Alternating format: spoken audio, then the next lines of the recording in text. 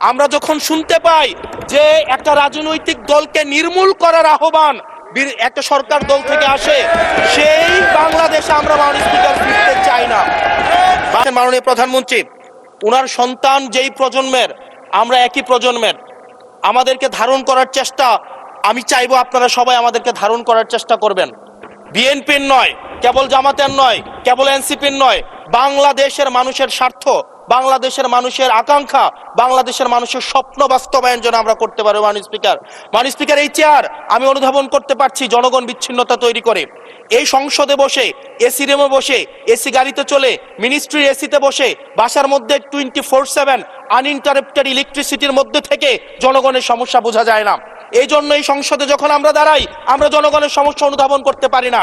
আমরা এই সংসদে বসে যদি আমরা লোডশেডিং এ আমরা খুঁজি, এই সংসদে বসে লোডশেডিং পাওয়া যাবে না, এই সংসদে বসে জনগণের সমস্যা পাওয়া যাবে না, এই সংসদে বসে সবকিছুকেই মাননীয় স্পিকার, আমরা যে এই বাংলাদেশের সবচেয়ে সুবিধাভোগী মানুষের মধ্যে এই সংসদে যারা বসে আছি, বাংলাদেশের সবচেয়ে ফেসিলিটেড মানুষের মধ্যে আমরা অন্যতম। মাননীয় স্পিকার, আমাদের জনগণের কাছে যেতে হবে, জনগণের আশাগুলোকে, সময়গুলোকে, স্বপ্নগুলোকে আমরা রাজনৈতিক ভাষার মধ্য দিয়ে, কর্মসূচির মধ্য দিয়ে সেগুলোকে বাস্তবায়নের জন্য আমাদের সবাইকে সমন্বিতভাবে, ঐক্যবদ্ধভাবে কাজ করার প্রয়াস আমাদেরকে থাকতে হবে। আবার যদি আমরা বিভাজনের রাজনীতিতে যাই, তাহলে সেখান থেকে বিএনপি বেনিফিটেড হবে না, এনসিপি বেনিফিটেড হবে না, জামাতে ইসলামী বেনিফিটেড হবে না, সেইখান থেকে বেনিফিটেড হবে আমরা জুলাইতে যাদেরকে আমরা পরাজিত করেছি, তারা বেনিফিটেড হবে। মাননীয় স্পিকার, ধন্যবাদ। ওকে, লাস্ট মিনিট। সেজন্য আজকে এই সংসদে আমাদের একটা ন্যাশনাল এগ্রিমেন্টের দিকে যেতে হবে।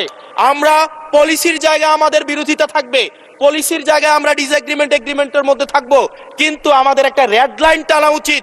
এই লাইনটা আমরা ক্রস করব না। আমরা যখন শুনতে পাই যে একটা রাজনৈতিক দলকে নির্মূল করার আহ্বান একটা সরকার দল থেকে আসে, সেই বাংলাদেশে আমরা মাননীয় স্পিকার ফিরতে চাই না।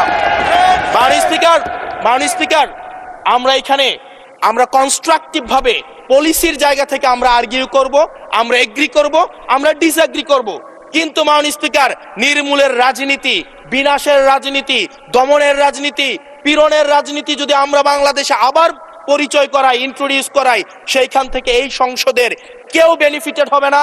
বেনিফিটেড হবে আমাদের সবচেয়ে বেশি যারা আমাদের এই বাংলাদেশটাকে ঝুঁকির দিকে ঠেলে দিয়েছে, সেই অপশক্তি হচ্ছে মাননীয় স্পিকার বেনিফিটেড হবে।